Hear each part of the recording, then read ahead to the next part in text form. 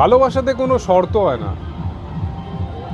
Yes, ভালোবাসাতে কোনো শর্ত হয় না যে ও ভালোবাসবে বলে আমি বাসবো, এটা হয় না কখনো। সেটা একটা ছেলের ক্ষেত্রে হোক বা একটা মেয়ের ক্ষেত্রে হোক, ভালোবাসা হয়ে যায়, এর জন্য কোনো প্ল্যানিং করতে লাগে না।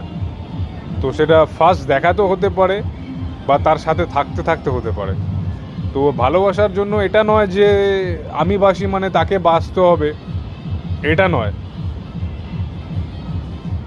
ভালোবাসার মর্ম হচ্ছে সে থাক ইয়া না থাক তাকে ভালোবাসো, সে থাক ইয়া না থাক তাকে ভালোবাসো, বাট তার খারাপ চেয়েও না।